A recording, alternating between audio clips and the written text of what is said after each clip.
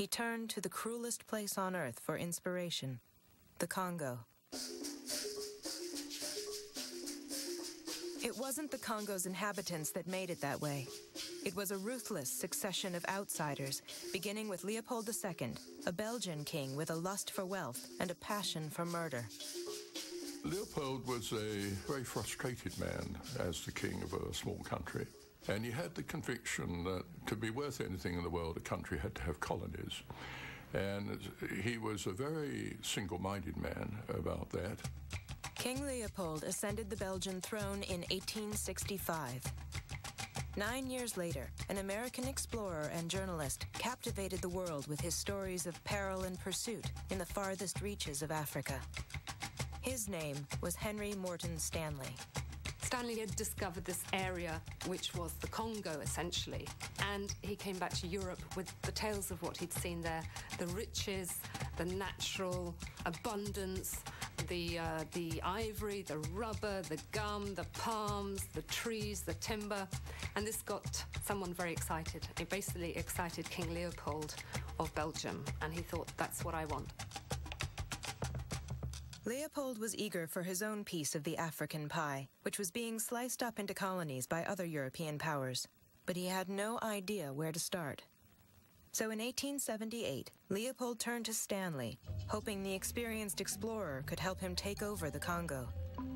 He did. 1 year later, Stanley was back in Africa as King Leopold's agent. He approached the Congo's tribal chiefs with land treaties and tricked over 500 of them into signing. Obviously, they couldn't read, they didn't know what it meant, and they sold their birthright for a few beads. It basically meant that they were handing over the rights to their land and the rights to trade, and they were handing that control over to King Leopold. Because what was extraordinary about the Congo was that it wasn't, at the beginning, a Belgian colony. It was essentially personal property of King Leopold II. While Stanley was in Africa, gobbling up a region 80 times the size of Belgium, Leopold was back in Brussels figuring out how to make his gamble pay off. In 1879, Leopold created a private company whose stated mission was to free the Congolese people from foreign oppressors, namely Arab slave traders who were kidnapping native villagers and selling them into slavery abroad. Leopold assured the world his regime, which he called the Congo Free State, would bring prosperity and fair trade to the Congo. This, he said publicly, was the humanitarian thing to do, but his true goals were far different. Well, he didn't believe in free trade. He didn't care at all for the indigenous population. He had absolutely no humanitarian ideals whatsoever. His aim was to create a colony for Belgium and make money. In 1887, a discovery made half a world away would be Leopold's lucky break. Scotsman John Dunlop developed a useful and inexpensive way to revolutionize travel: rubber tires. The Congo was one of only a handful of places in the world where rubber grew wild, and Leopold acted quickly to exploit it. He formed the Force Publique, an army of Belgians and Africans, and got them to force Congolese natives into rubber harvesting. It was dangerous work and required scaling the tops of trees where the valuable vines hung. Leopold's rush to corner the world's rubber market led to a whole new form of slavery in the Congo, and a reign of terror so brutal it would become the worst genocide in African history. It began with a hard leather whip called a chicotte. They would use the chicotte to punish a Congolese villager who hadn't met his quota, and the chicotte basically flayed open the skin, so that apparently after 20 strokes you were a bloody pulp. And if you had the misfortune to have 50 strokes or 100 strokes, you died. So it became synonymous with Leopold's rule, and it was a horrible, feared instrument of torture. But to the outside world, the Congo seemed like a perfect colony, profitable, productive, and civilized, all thanks to King Leopold. Meanwhile, inside the Congo, things went from bad to worse. When the rubber workers inevitably collapsed from exhaustion, starvation, or disease, the Force Publique shot them and were ordered to cut off their hands. The Force Publique were issued with bullets, and the officers who were commanding these mercenaries wanted to see results. So for one of these soldiers not to get punished, if he was sent out with 10 cartridges, he had to have 10 hands of his victims. It's proof that he hadn't wasted his bullets.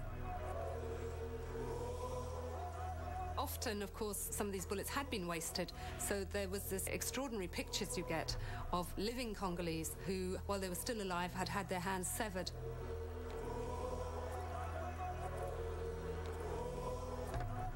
Leopold set new standards in colonial brutality. I think he did that because he just was a man in a great hurry, and he didn't think of the Congolese as human. Few statistics were collected at the time, but estimates put the total number of murdered Congolese at well over 10 million. By 1901, the Congo was one of the world's largest rubber suppliers, and King Leopold profited handsomely. He lived the high life in Belgium and in several chateaux and villas throughout Europe. Leopold never set foot in what was ironically known as the Congo Free State, and I think that made it easier for him. He could not look face to face with the evidence of what he had done to that country. This big propaganda ploy really managed to disguise what was really happening in Africa, and King Leopold was able to get away with it. He was able to kill millions, but he still pretend that he was civilizing millions. Leopold might have prolonged his terror campaign had it not been for a curious and determined clerk in a Liverpool shipping office. His name was Edmund Morel.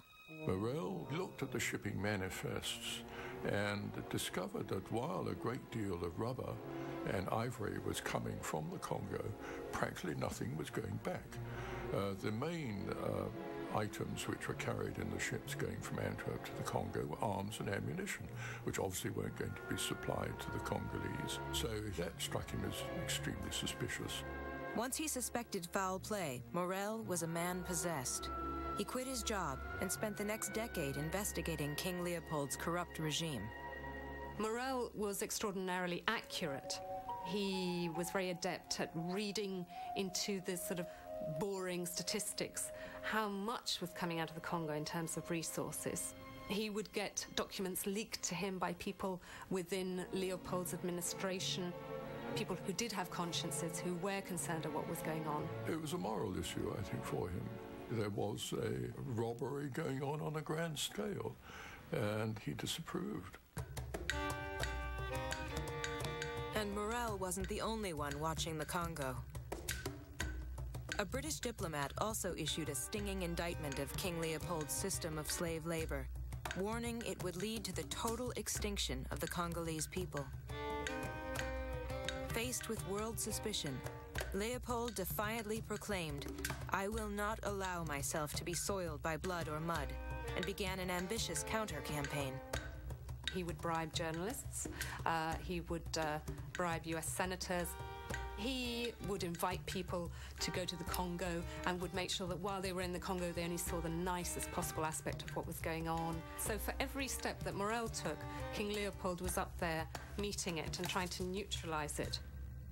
But in 1902, a profound literary work added its voice to the growing chorus against Leopold. Author Joseph Conrad worked as a sea captain's apprentice on the Congo River in 1890, during the height of the rubber massacres. Conrad was so transformed by the brutality and death he witnessed that he wrote it all down, and it became the basis for his seminal work, Heart of Darkness. Black shapes crouched, lay, sat between the trees, leaning against the trunks, clinging to the earth in all the attitudes of pain, abandonment, and despair. He was talking about the darkness which is at the heart of Westerners, white men who go out to places like Africa and And because they are far from their family, their friends, and the strictures of the society in which they have been brought up, they start behaving in ways that would have been inconceivable if they were back home. They were dying slowly. It was very clear. They were not enemies. They were not criminals. They were nothing earthly now. Nothing but black shadows of disease and starvation, lying confusedly in the greenish gloom. Conrad intended it to be an absolute blast aimed at the imperialist, colonialist system that had been set up in the Congo and the imperialist Congolese system that was being applied across Africa at that time.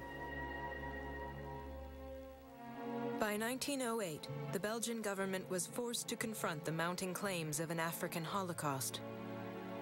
To stem public outrage, it took the colony away from Leopold. The aging king was surprisingly relieved. Rubber sales had suddenly collapsed, and Leopold believed his days of fortune hunting in the Congo were over.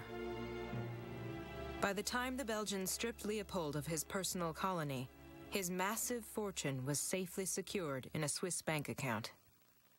There's a common myth that once Leopold handed over the Congo to Belgium itself, that things improved enormously and it was fine, and for the average Congolese, living standards improved and they were treated as human beings.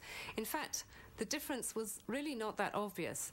And while rubber had become of no importance, the Belgians discovered that there was huge mineral resources under the soil. In Congo, there was copper, gold. So the system of forced labor went from being applied to rubber to being applied to mineral resources.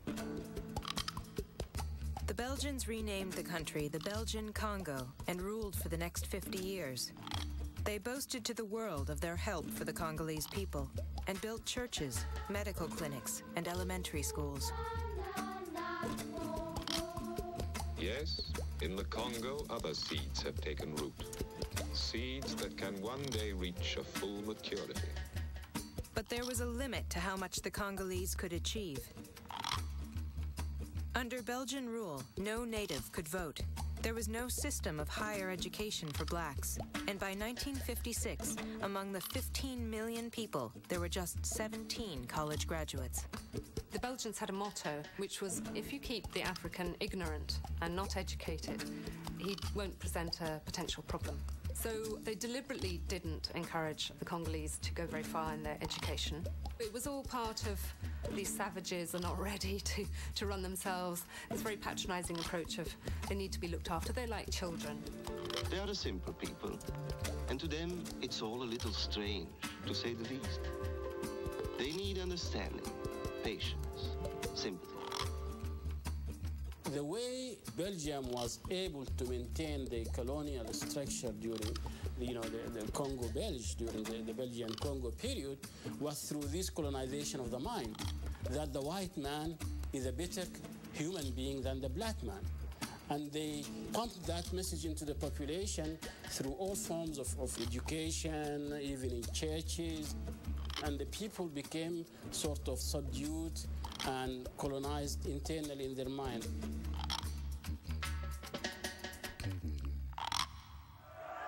But in the late 1950s, that changed. After decades of European rule, Africans across the continent began demanding equal rights and independence. Revolts in colonial strongholds like Algeria and South Africa made the Belgians fear an uprising in their own colony. In 1960, after more than 50 years of domination and exploitation, Belgium abruptly pulled out of the Congo, leaving it a free country without a government.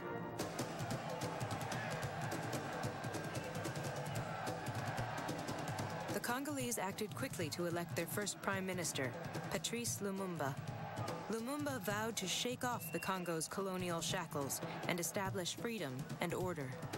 Nous allons commencer une nouvelle lutte, une lutte sublime qui va mener notre pays à la paix, à la prospérité et à la grandeur. Nous allons établir ensemble la justice sociale et assurer que chaque chacun reçoive la juste rémunération de son travail.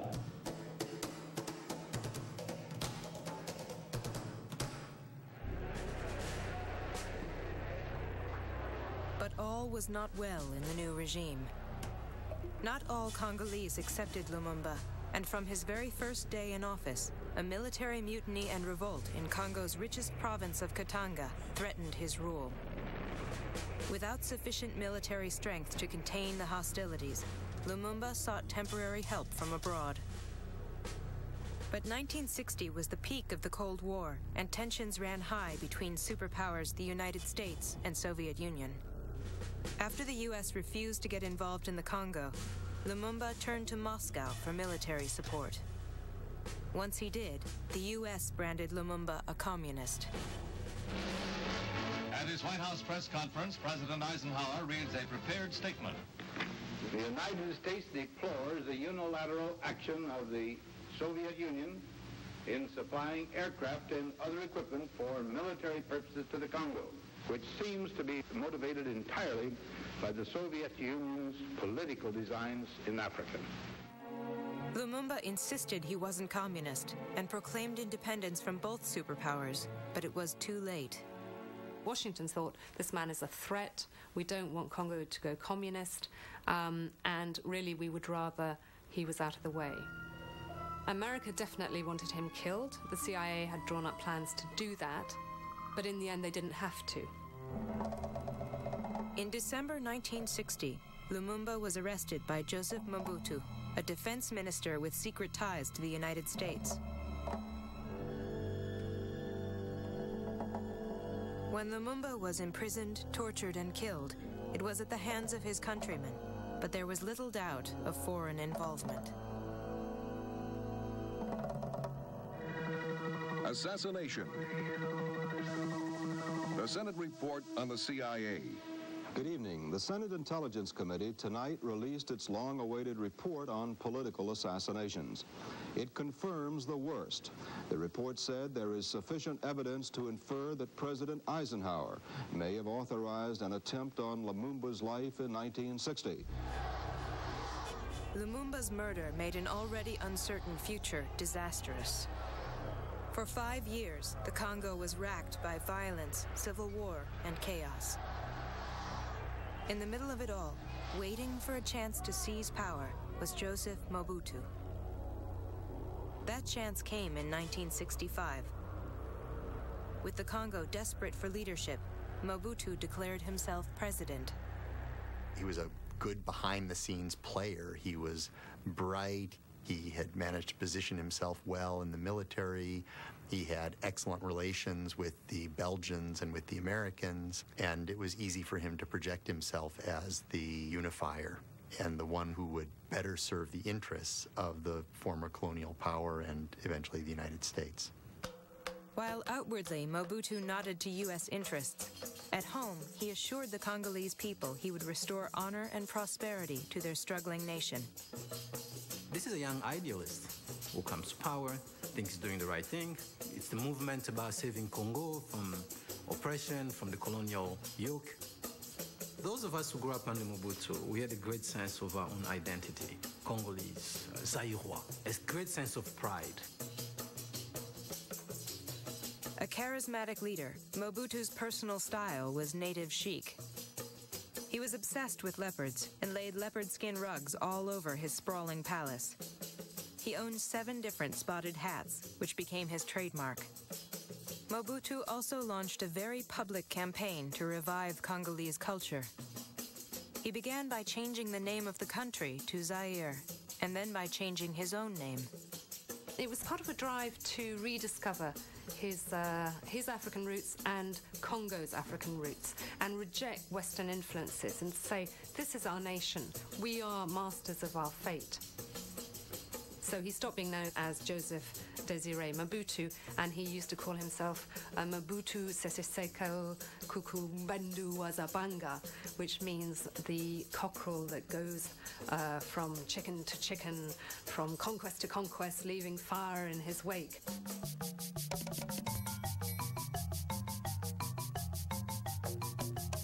But Mobutu didn't stop there. Once he had a taste of power, he was hooked. People would wear Mobutu on their body, these shirts that had his face, and they would chant their songs of praise. Next thing you know, church hymns are being translated into Mobutu's hymn. And I'm meaning literally, where it says God, they say Mobutu. But for the majority of Congolese citizens, life was better than it had been under the Belgians. Copper replaced rubber as the mainstay of Zaire's economy, and the country thrived.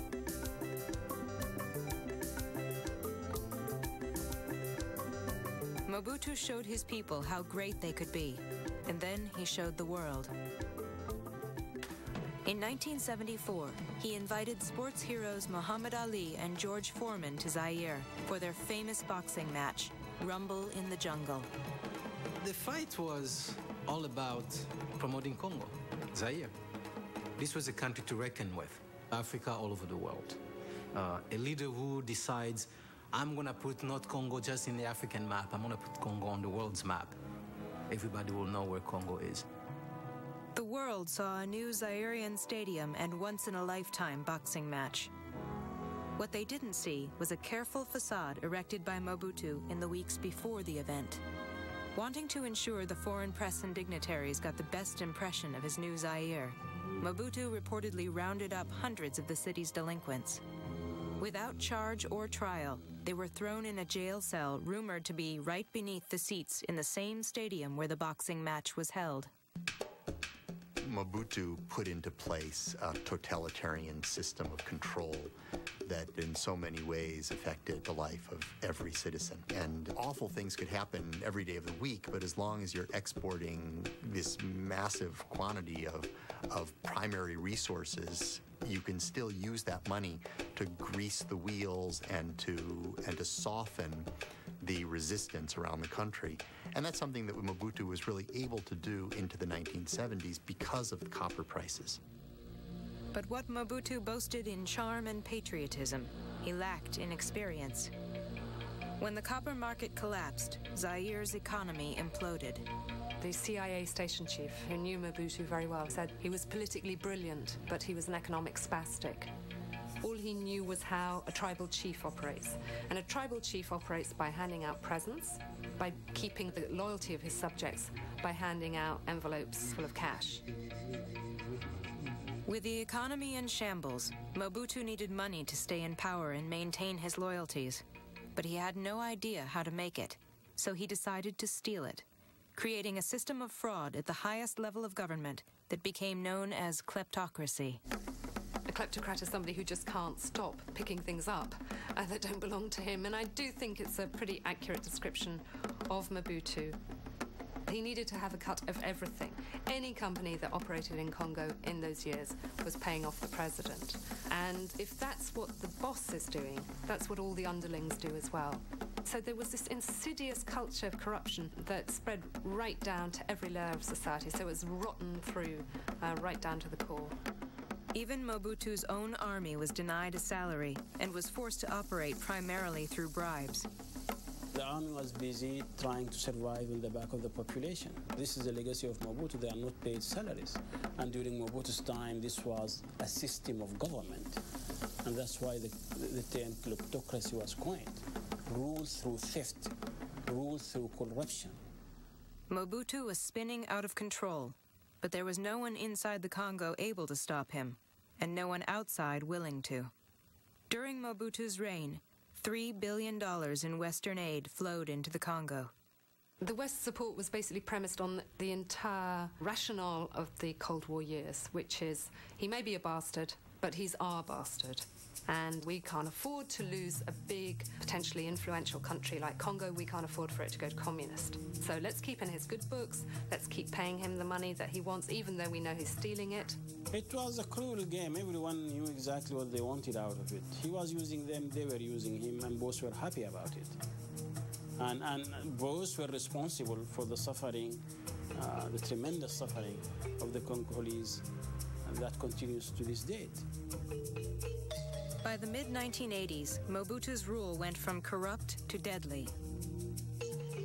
Thousands of Congolese were dying from record rates of starvation, malnutrition, and preventable disease. Child mortality rates were among the highest in Africa. Average income was just $150 per year.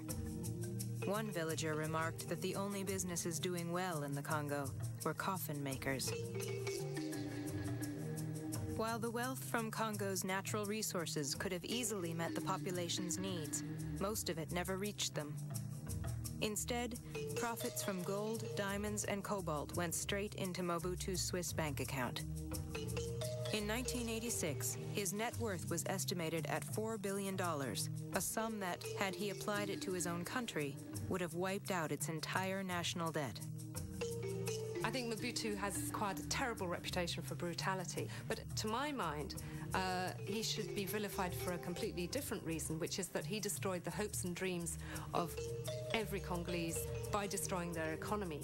And I think the damage he did his people, every single level of society was affected by the fact that he destroyed that economy. Stories again leaked out to the world about exploitation in the Congo. This time not by a greedy Belgian monarch, but by one of their own.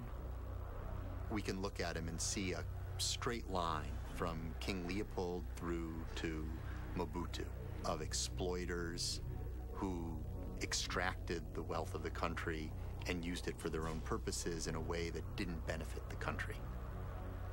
One other thing about Mobutu is that he did create unity, but the unity that emerged in the last decades of his rule was unity in opposition, unity in oppression, unity in struggle.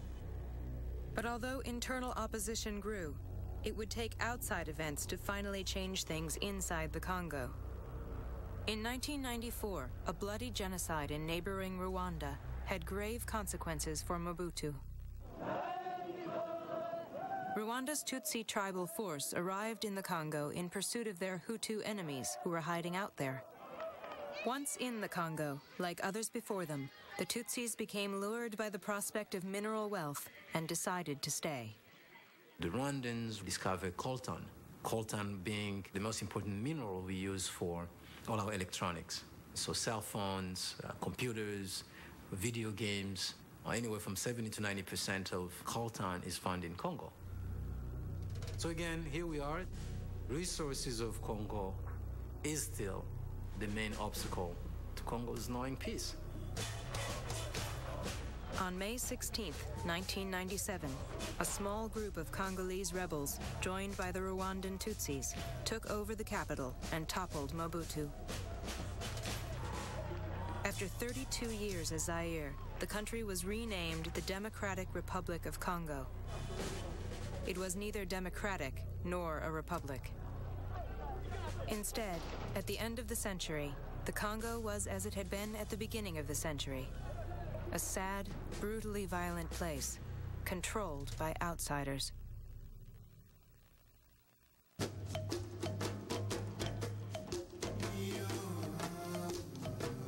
One slogan you heard a lot in your civics class was, "Nous voulons être ce que nous voulons." We want to be what we want to be. We don't want to be what others want us to be.